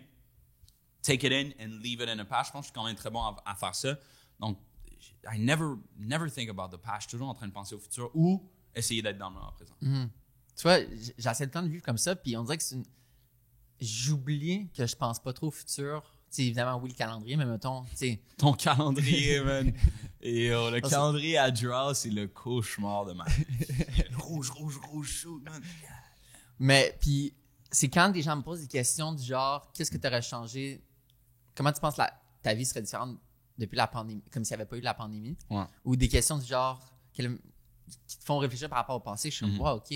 on dirait que mon cerveau, il arrête là, puis je pourrais de répondre parce que justement, je prends jamais le temps de considérer une avenue différente que celle qui est le présent maintenant. Ouais.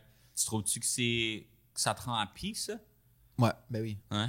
Ben, si tu penses, je sais pas comment les gens font pour penser au passé le temps, tu sais. Puis j'imagine que ça dépend de ta job aussi. Je pense que je sais pas si c'était avec toi, j'en parlais, mais à quel point on vit être un artiste, c'est aussi la beauté de comme. Oui, c'est avec toi, j'en parlais. De vivre tes émotions dans le moment présent. Puis you can afford to do that parce que demain matin, il faut pas que tu sois content en job, genre. Demain à job, littéralement, je vais peut-être te voir demain, on va aller chez Soran faire de la musique. Puis je vais pouvoir vous dire que today it doesn't feel, je me sens pas bien. If anything, c'est peut-être mieux pour le track qui va se passer après, tu sais. It might inspire me more, ça va être bon pour ma job. Tandis qu'il y a beaucoup de gens qui, malheureusement, vivent dans le contexte de vie où tu as des obligations, il faut un peu que tu show up content.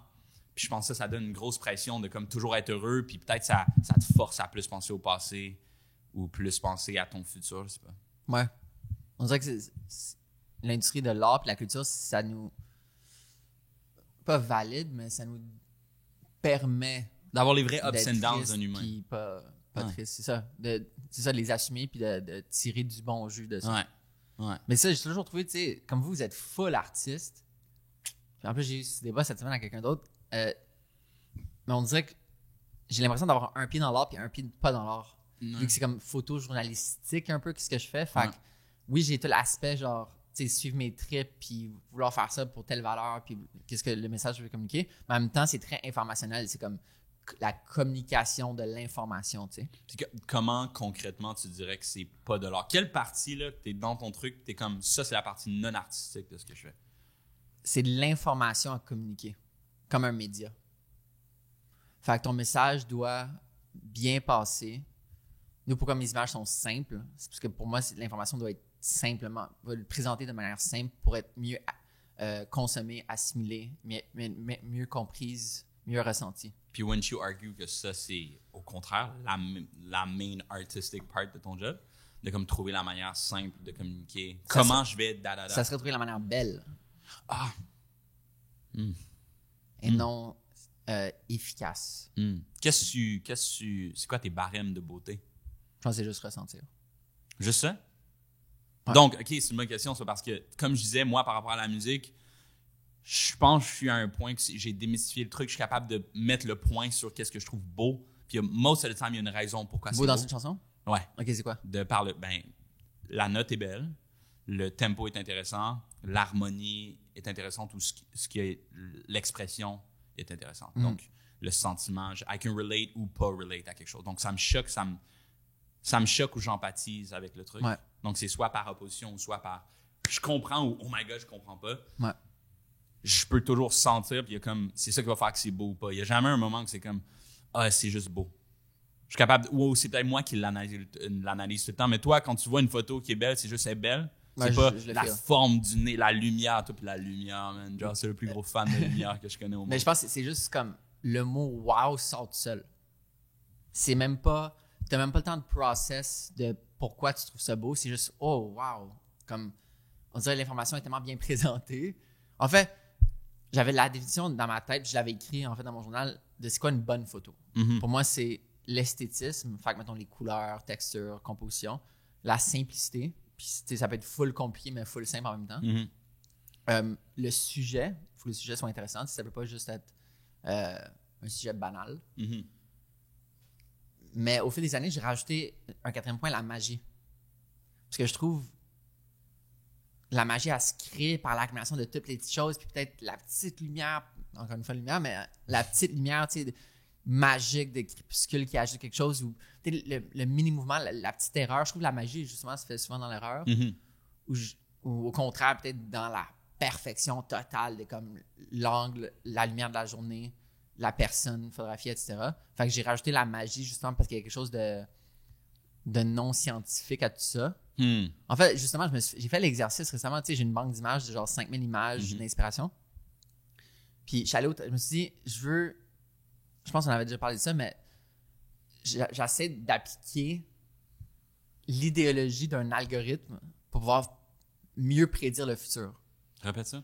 Mettons, dans mon bac, j'ai appris qu'un algorithme, qu'est-ce que ça fait? C'est que ça prend plein d'informations, puis à cause vu que ça computerise l'information Mhm. plus efficacement, d'une manière plus puissante qu'un cerveau humain, ça peut prédire le futur. D'où pourquoi, comme ça prend tous les achats que tu as faits ou les pages que tu as visitées sur Amazon, puis ça te prédit que tel et tel livre, tu vas aimer ça, fait qu'il te le vend dans un bundle. Ouais. Puis je trouve ça pratique de penser comme ça parfois, pas mais tu sais, fait il y a peut-être moi, je suis allé au travers de pas toutes mes images, mais j'ai fait peut-être un 1000 images dans ma banque des inspirations accumulée depuis 10 ans. Puis j'ai juste marqué pour chaque image, c'est quoi que j'aime de l'image, c'est quoi qui me fait sentir comment je me sens, si tu la composition, la lumière, si ça, la simplicité. Fait que j'ai fait l'exercice, mais j'ai pas encore cumulé mes données, mais je serais curieux de voir, après c'est la première fois que je faisais cet exercice-là, je serais curieux de voir c'est quoi le point dénominateur majoritaire qui détermine que wow, j'ai trippé sur cette photo. C'est tout le temps la lumière, c'est tout le temps la composition, c'est tout le temps le sujet, c'est tout le temps la magie. Fait que j'ai rempli mes pages puis j'ai hâte de voir parce que. Est-ce que tu dirais que est-ce que tu as déjà. Ça peut être une double question, là. Est-ce que tu as déjà fait une photo parfaite? That's in the eye of the beholder. Exact. Donc, dans tes yeux. Est-ce que tu as déjà hit un paquet? C'est comme, oh my God. Je dirais pas parfaite, je dirais une photo qui me donne beaucoup d'émotions.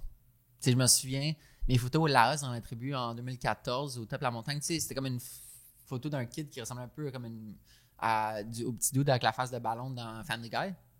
Ouais. C'est Stu? Stewie. Ouais, c'est ça, Stewie.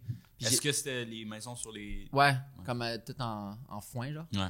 Puis je me souviens, j'étais à mon appart à Westmount, puis j'étais dans le noir, puis j'ai mis une des images du village full screen sur mon écran d'ordi, puis je l'ai juste regardé pendant tellement longtemps. Puis comme je suis comme rentré dans l'univers de la photo, puis la complexité, j'essaie de comprendre comme la complexité de l'émotion que ça me donnait, de vraiment plonger. Fait que je dirais pas que c'est parfait, mais je dirais que comme elle me donne beaucoup. Tu sais, cette photo encore du portrait du petit kid, je l'adore encore ce jour, même si c'est une de mes vraies premières images que je suis vraiment fier. Tu sais, ça fait presque 10 ans, tu sais, ça fait 8 ans. Fait que je dirais pas perfection, mais en fait, je te relance la question. Est-ce que tu trouves que tu as une chanson parfaite? Non, clairement pas. C'est ça, mais est-ce que tu trouves qu'il y en a certaines qui te donnent plus de feels, que comme la charge émotive à la réception? Mais en fait, chaque personne la vit différemment, c'est ça l'affaire. Ouais, mais je te dirais que oui, totalement. Surtout que moi, ma musique est très autobiographical. Oh, God damn. Autobiographical. S'il y a beaucoup de les intonations dans ce mot-là. Je te dirais que je suis encore dans ma phase, si on parlait de politique tantôt, je suis encore dans ma phase où je parle de moi-même. Je suis très self-centered dans ma musique. Puis ma musique, c'est un peu mon échappatoire, mon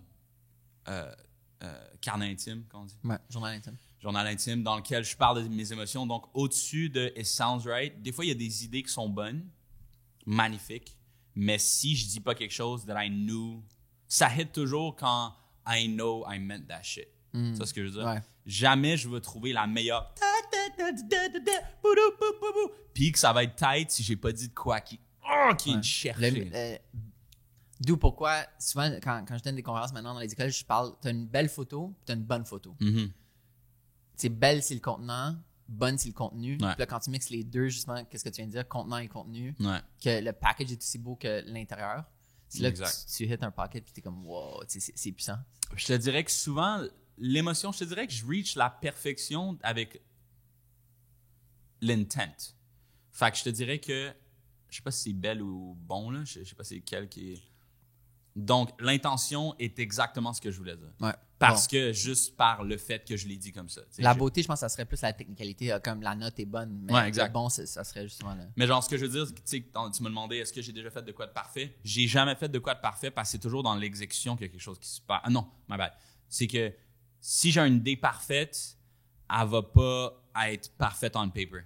Ouais, fait que, tu sais, je peux avoir une chanson, that's everything. J'ai dit tout, là. Il manque rien. Ouais. Genre, j'ai tout ce que j'ai besoin, mais c'est une chanson de 1 minute 30 qui finit sur un boom boom, puis qu'il manque un chorus, puis mes bars sont pas égales. Genre, tu sais, ça va être imparfait, mais si je le rends plus long, je viens de briser. En fait, je vais pas spoiler, parce qu'il y a des chansons qui s'en viennent, qui sont comme ça, mais je vais pas dire laquelle pour que les gens écoutent et font comme, OK, fait que ça, c'est pas parfait comme ça. Genre, ça, c'est la version mauvaise de la chanson que tu penses. Mais ce que je veux dire, c'est qu'il y a certaines de ces chansons-là, ça m'arrive souvent que l'idée est tellement bonne, puis après, il faut juste que tu finisses la chanson. Ouais. C'est ce que je veux dire. Il y a quelque chose, c'est comme, bro, ce verse-là, je mettrai en loop. And I wish, you know what, je suis optimiste que dans le futur de la musique, on va s'enligner vers quelque chose comme ça. Tu peux juste... On peut briser ces conventions-là de comme...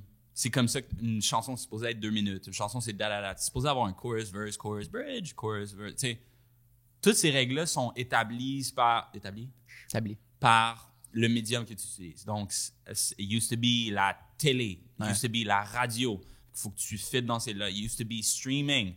SoundCloud, ça a vraiment été un gold era que tu pouvais briser toutes les règles. Puis moi, je suis tellement content d'avoir eu ça comme spark créatif au début de ma carrière. J'ai commencé Smack Dab quand SoundCloud c'était hot comme.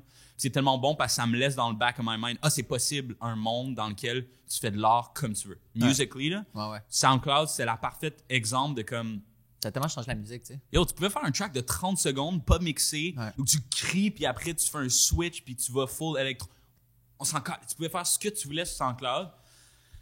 L'industrie n'a pas aimé ça, mais bro, whatever. Ça m'a ouvert la porte à comme, yo, ça existe un monde dans lequel les gens peuvent enjoy, ça peut marcher, puis genre, tu peux être successful en faisant les idées as they were. Genre, t'as pas besoin de standardiser ton idée. Kygo, un des plus gros artistes électro-monde. SoundCloud? Parti SoundCloud. C'est fou, moi, c'est Piano Jam sur SoundCloud, là. Ouais. Ça vient tellement me chercher pour elle. C'est juste comme lui qui joue au piano, puis c'est super facile. C'est quoi la chanson que t'as sortie qui est publique, qui donne le plus de feels, justement, que... Tu sais, moi, je parlais de la tribu au Laos, mais... J'ai sur le droit de checker. Ouais. À first glance, je dirais Strangers in the House. Je sais la dernière que j'ai sortie. Simplement parce que c'est celle-là que l'intention était le plus right on. Tu sais, quand je te dis que à travers le temps, j'ai développé le hindsight de genre savoir qui va avoir. Il y a des chansons que j'ai écrites il y a vraiment longtemps que je savais pas qu'il allait avoir une partie promotion après, que j'allais devoir m'expliquer, whatever. Celle-là, c'est vraiment la première que j'ai eu le mix des deux, que je sais quel genre de qu'est-ce qu'il va falloir pour sortir la chanson. Je sais comment je vais devoir l'expliquer, whatever. Mais I get to, from the start, vraiment penser à comment je vais l'expliquer puis make it true. Genre, c'est la vérité. Strangers in the House, c'est la vérité in all sense du mot. Plus fait avec Zoran. Puis c'est les boys, juste l'énergie. C'est le parfait summary. Ouais, fait que j'ai pas besoin de checker finalement. Tu voudrais que ça soit tout le temps comme ça, dans le fond. Ouais, il faudrait que toutes mes chansons soient autant vraies que Strangers in the House, de par les paroles. Tu sais, be real with you, il y a des mensonges dans la chanson. Ouais. Toujours des mensonges. Toujours des mensonges. Tu mens toujours un peu. Ouais. Mais l'intention, c'est ça, man. C'est ça. Puis on a gardé les instruments as they were. C'est un bon exemple on s'est éloigné de la perfection avec ça. Donc, Soran, il a joué du drum. On avait le mic là-bas dans un reverby room. Puis là, vraiment mal enregistré techniquement, mais c'est ça qui fait que c'est bon. Même affaire avec mes voix. On a stack des voix pas possibles. On a un stack de, je pense, 20 voix que je fausse à des places. Je fais des shit. Mais c'est ça qui donne le feel de la chanson. Ouais. Puis Smoke and Dance qui le produce? Je pense que c'est Yuki Miko. Je pense que Soran n'était pas là. C'est un C'est Oliver, hein, ça? Ouais. Ah, ça va être sick. Ça va être insane. J'ai tellement hâte que les gens dansent. Parce que la face que les gens dansaient dessus avant qu'elle sorte. Exact. Les gens dansent déjà sans même savoir c'est quoi cette chose-là, tu sais. C'est quand, hein? On est en avril. Fin mai. Ah ouais? Ouais. Ah, je pensais... OK, c'est ça, vous l'avez repoussé d'1 mois et demi. Exact. OK, ouais. OK, ben, Smoke and Dance va sortir bientôt. Smoke and Dance, come here. Zach, merci tellement de t'avoir prêté au jeu. Merci à toi, Jossur. Yo, laisse-moi te donner tes fleurs aussi, parce que t'es vraiment une légende, man. Ce gars-là, man, je pense que de ton optimisme, de t'es le parfait, genre, hype man dans la vie, bro. Je trouve que, comme tu dis, on est souvent en désaccord, mais t'es la personne qui est le plus smooth à disagree with. T'es super bon à debate, mais d'une manière que je sens que tu respectes mon opinion, peu importe. T'es vraiment bon à pas être abrasive, ouais. Puis ça l'aide beaucoup dans mes tu me fais réinventer la manière dont je pense tout le temps. Tu m'inspires avec avec un softness. T'as pas besoin de me brusquer pour me faire changer la manière dont je pense à mes trucs. tu es aussi un wise guy, bro. T'es super intelligent. Je learn beaucoup de comment juste tu vis ta vie, même sans que tu me dises des trucs, de ton ambition, que tu aies autant d'ambition pour moi, puis par rapport à toi-même, ça me rend fired up sur mon propre projet. Que tu fasses des trucs comme ça, que tu put it all together, t'as une discipline, puis genre une rigueur au travail que j'admire beaucoup. Puis love you, bro. Merci, c'est un honneur d'être ton premier invité, bro. Merci, man. Puis j'espère que ce show-là va pas à part, bro. 16 saisons, aussi vieux que... C'est quoi? Amazing Race? Amazing Race. Tu sais, Amazing Race, il y a genre des saisons à n'en plus finir. Ah ouais, man, faudrait que ça devienne, bro. Faudrait que tu deviennes le stable, là, juste le Saison par 22. défaut, man. Saison 22, man. Merci. Let's go.